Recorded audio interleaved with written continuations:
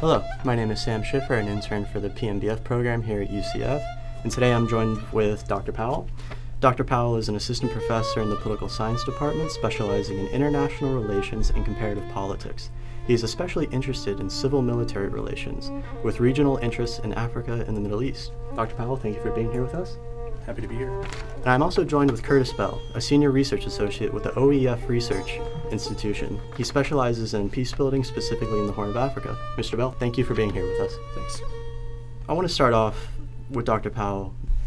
Lack of resources has become a growing problem in the Middle East and North Africa, particularly food insecurity. How do these lack of resources feed into regime vulnerability, particularly in the Middle East and North Africa? So when you talk about food, you're talking about the most basic asset that people need for survival, obviously. So people will often have a variety of different grievances against their government, where they might have, some sort of desire to replace the leader, or more generally try to change the regime and maybe attempt to democratize or something like that. But usually there's not going to be such a dire state to where people are willing to accept the costs associated with getting on the streets and protesting against the government, and especially actively attempting to overthrow the government. When you start throwing in the variable of food insecurity, where people are actually having a difficult time either affording food or being able to provide for their family, that changes the calculus. And folks are going to be much more willing to take sometimes extraordinary risk to either just voice their dissatisfaction with the government's performance and inability to address these issues, or to outwardly, move forward and attempt to overthrow the government. Right. To what extent can resource scarcity lead to coup or non-peaceful regime change in a country? Yeah, I think it's a really good question. First, we have to ask ourselves, is food insecurity, is that a result of natural phenomena, climate change, bad years, bad yields, just mismanagement, or is it really a governance problem? The Nobel laureate Amartya Sen famously said that famines can't happen in democracies, that these are really failures of governance. And if we see them as failures of governance, then people are going to hold their governments accountable and responsible when society goes through something. They're less likely to say that this is the result of some outside shock that was outside of any government's control. So I think, as we saw with the Arab Spring in 2010, 2011, there is a tendency to blame governments, often rightly so, and this can lead to some of the public resentment that can lay a solid foundation for actions that elites then might take, such as a military coup.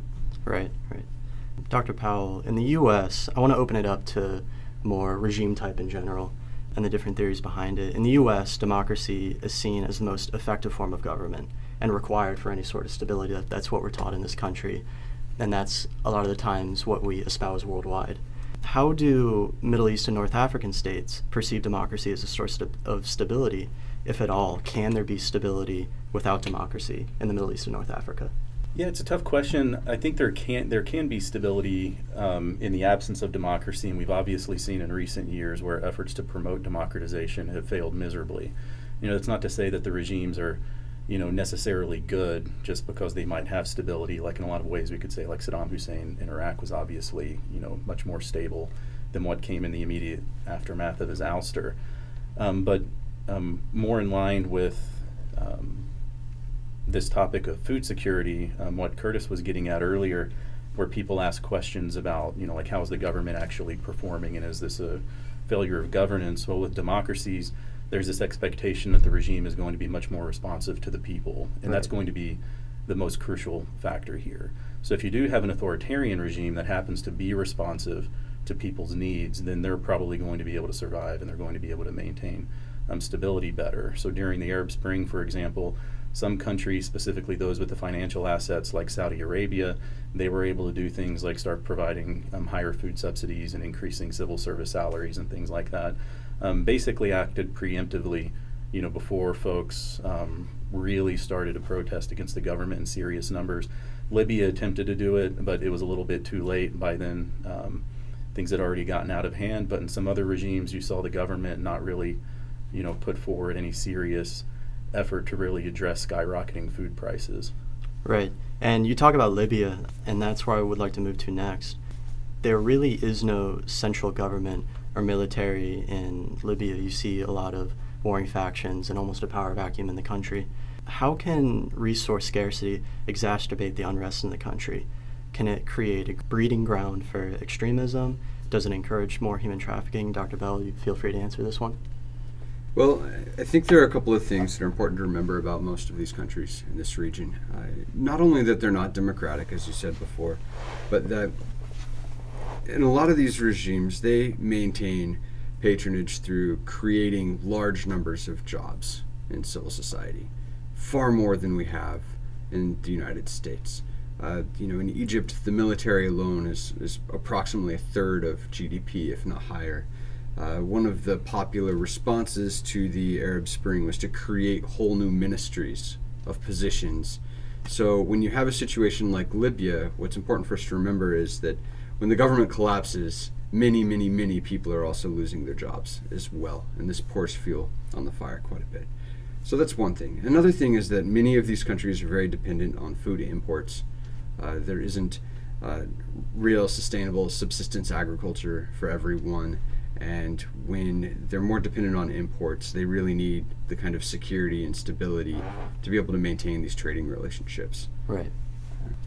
Now, switching gears a little bit to the Syrian civil war, moving away from the resource scarcity aspect. Dr. Powell, with respect to the result of the Syrian civil war, what is the best outcome the U.S. can hope for, and what can the U.S. do, if anything, to affect that outcome? Yeah, so right now I'm not sure that there is actually going to be any sort of a good outcome. Whether it's Assad, effectively winning the war and maintaining power, or rebels overthrowing him, I don't think either is going to provide, the stuff that's necessary for the government to stabilize. Right. Unfortunately, what often happens is once you get to the point where you're having a civil war, and then especially during the civil war with things associated with it like loss of infrastructure, loss of life, mass movement of people like what we've been seeing, it's worse than starting from scratch, really. Like, they're going to have many, many, many obstacles that are going to be very difficult to overcome. And when you're looking at long-term stability, there are a few things that we can point to, kind of statistically, or just looking at basic history that suggests that the road forward is going to be very difficult. So first, countries that have civil wars, they tend to have them in the future. So even if the civil war ends, we might have something like Libya where you have different factions that are going to be competing for power in the future.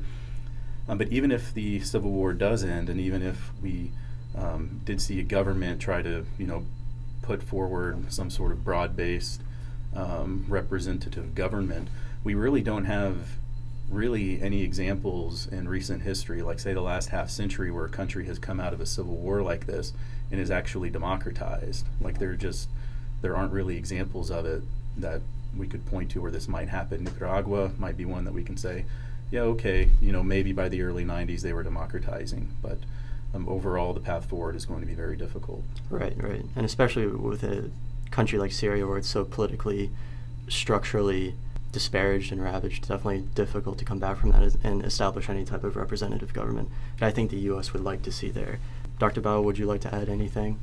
I agree with Jonathan here. This is a case where you can't really let the bull into the china shop and then ask the bull to pick up the pieces. Exactly. That society is pretty well shattered.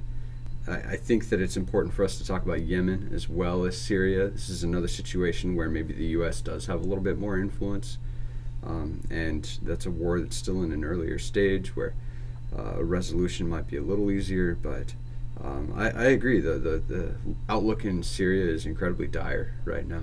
It's hard to be optimistic. Right. And you do mention Yemen. How could a viable military in Yemen provide a source of stability to the country, if at all? Because we know that country is being ravaged by a war and airstrikes also. I think we're a few steps away from that, honestly. In Yemen, we need to, as the United States, I think, use the leverage that we do have over the Saudi government to change the nature of that war so that international actors can go in and make real progress on some of the issues they face there, like food insecurity, cholera epidemic, and the indiscriminate use of violence, which is really disrupting the economy there as well. All right. And Dr. Powell, like he said, there's also a large cholera outbreak, the famine that's going on in Yemen. all a product of resource scarcity. How can the international community ensure that the resource scarcity in Syria does not develop into the extreme status of Yemen?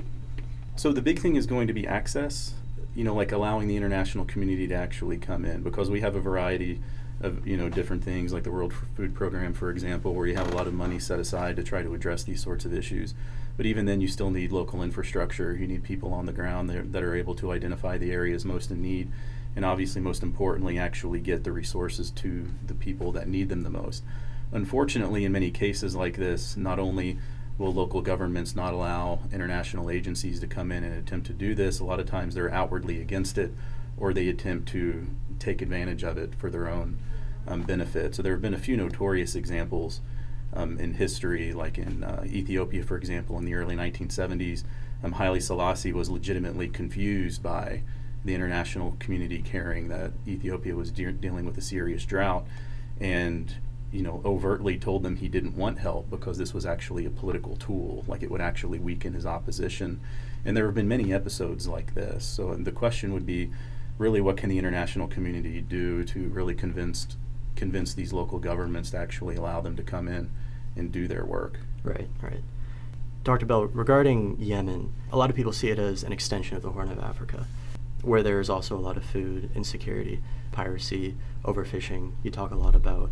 How can the international community address the resource scarcity in Yemen? That's a great question, because there is a large international naval presence, especially to monitor what goes on across the Gulf of Aden in both Yemen and in Somalia, through the Bab el-Mandeb Strait near Djibouti.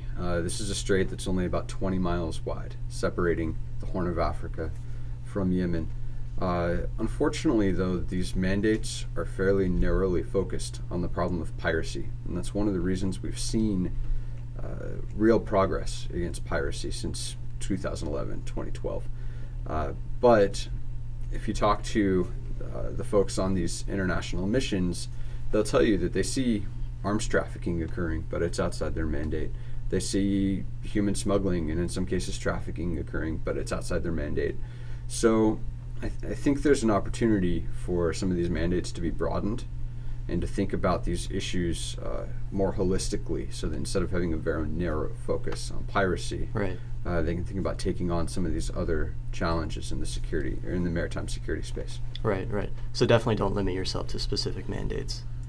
Well, I think a mandate's always going to be limited. You have to know what problem you're trying to solve. But, we've seen a lot of focus on piracy, and piracy has gone down. But at the same time, these other things have proliferated. Right. So you can imagine that it wouldn't take much for piracy to flare back up. And indeed, this year it has, in part because some of these organizations have stayed funded by doing these things that are just outside of the mandates of the international community. Right. And Dr. Powell, I want to go back to you for a moment and back to Syria. In the case of Iraq, there was a vacuum left after Hussein's ouster and the removal of the Iraqi military. What role will the Syrian Army have in a post-Civil War Syria? So the Army is always going to be incredibly important. So not just in terms of, providing national security and, just protecting people's lives. The militaries are also going to be kind of the kings of logistics within a country. So if you're going to be rebuilding, inevitably the armies are going to be responsible for the mass movement of people, construction materials that you need to start rebuilding infrastructure and things like that. So it's going to be incredibly important for the Syrian Army, whatever it looks like, to be a very important player in the aftermath of the civil war, if it is to end sometime soon.